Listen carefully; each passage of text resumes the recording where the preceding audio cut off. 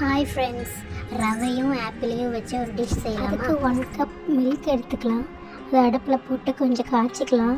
நல்லா கொதி வந்த பிறகு நம்ம ரவையை ஆட் பண்ணணும். நல்லா கொதித்த உடனே நீங்கள் ரவையை ஆட் பண்ணிக்கலாம். ரோஸ்டட் ரவையை எடுத்துக்கோங்க.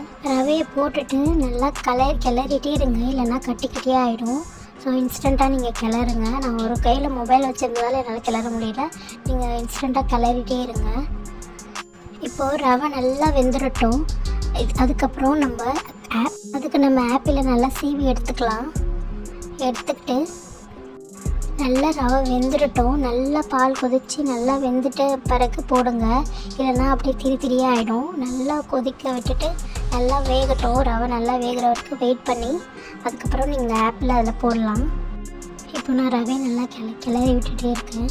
நீங்களும் கிளறி விட்டுட்டே இருங்க, இல்லை கட்டியாகிடும். இப்போ நான் ஆப்பிள் சேர்த்துக்கிறேன். ஆப்பிளை சேர்த்துட்டு நல்லா அதையும் கிளறி விட்டுக்கோங்க. நல்லா கிளறி விட்டுக்கோங்க. அது ஆப்பிளும் கொஞ்சம் நேரம் வேக விடுங்க, அப்போ தான் சளி பிடிக்காது. இதையும் நல்லா கிளறி விட்டுட்டு 2 நிமிஷம் கழித்து பார்த்தீங்கன்னா இப்படி தான் இருக்கும். ஸோ நல்லா கெட்டியாக ஆகிடுச்சு பார்த்தீங்களா. நீங்கள் கொஞ்சம் பால் வேணுனாலும் ஆட் பண்ணிக்கலாம், ஏன்னா கொஞ்சம் ஊற்றுறதுக்கு. இப்போ நம்ம ஃபீட் பண்ண ஆரம்பிக்கலாம். எவ்வளோ நல்லாயிருக்கு. தேங்க்யூ.